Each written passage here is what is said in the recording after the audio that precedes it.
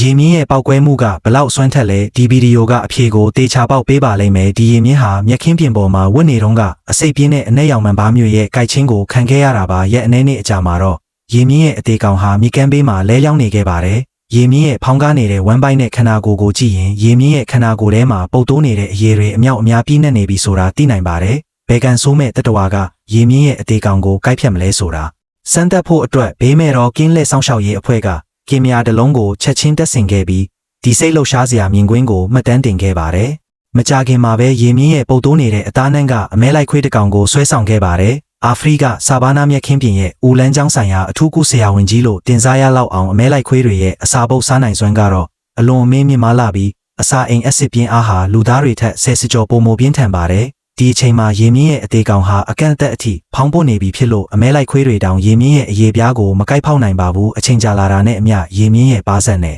နာခေါင်းဝတွေမှာရင်ကောင်တွေအမြောက်အများစုဝေးလာကြပါတယ်ဒီရင်ကောင်တွေဟာရေမြင့်ရဲ့မျက်လုံးနာခေါင်းနဲ့နားရင်းလန်းကြောင်းတွေကနေတဆင့်ခန္ဓာကိုယ်ထဲကိုတိုးဝင်ပြီးပုတ်တိုးနေတဲ့အသားတွေထဲမှာဥချဥပေါက်ကြပါလိမ့်မယ်ပိုးလောက်ကောင်တွေအမြောက်အများပေါက်ပွားလာတာကခန္ဓာကိုယ်ပုတ်တိုးမှုကိုပုံမမြန်ဆန်စေပြီးမြင့်မားတဲ့အပူချိန်ပတ်ဝန်းကျင်နဲ့အတူအတွင်းအင်္ဂါရင်းနဲ့ပျော့ပြောင်းတဲ့တ िश ူးတွေကိုအဆက်မပြတ်ဖျက်ဆီးပစ်ပါတယ်ကြီးမားတဲ့ခန္ဓာကိုယ်ကြီးကိုရင်မြန်စွာပြိုကွဲစေပြီးပုတ်တိုးခြင်းအကိုခန္ဓာကိုယ်တစ်ခုလုံးစီတဆင့်ပြီးတဆင့်ပြန့်နှံ့သွားစေပါတယ်ရေမြင့်ရဲ့အစာအိမ်ထဲကပုတ်တိုးနေတဲ့ဘက်တီးရီးယားတွေဟာရင်မြန်စွာအချင်းဖောက်ပြီးမီသိန်းနဲ့ပုတ်တိုးဓာတ်ငွေ့အမြောက်အများကိုထုတ်လုပ်နေတာဖြစ်ပါတယ်ပုံမှန်အခြေအနေမှာတော့အပင်စားသတ္တဝါတွေအသက်ရှင်နေစဉ်မှာဦးလန်းချောင်းနဲ့အစာအိမ်ကပုံမှန်အတိုင်းလှုပ်ရှားပြီးဓာတ်ငွေ့တွေကိုလေလေတာလေတက်တာတွေကနေတဆင့်ထုတ်လွှတ်ပေးပါတယ်ဇီဝဖြစ်စဉ်ကအတွင်းပိုင်းဖိအားကိုမျှတအောင်ထိန်းညှိပေးသလိုဘက်တီးရီးယားတွေဟာလည်းထိန်းချုပ်နိုင်တဲ့အတိုင်းအတာအတွင်းမှာပဲရှိနေပြီးဓာတ်ငွေ့တွေအစမတန်စုပုံလာခြင်းမရှိပါဘူးဒါကြောင့်ဘေးမဲ့တော်ကင်းလက်တပ်ဖွဲ့ဝင်တွေကရေမြင့်အသေးကောင်ကိုမြစ်ကြောင်းထဲကိုတိုက်ရိုက်တွန်းပို့လိုက်ပါတယ်ရက်အနှဲငယ်ကြတဲ့အထိ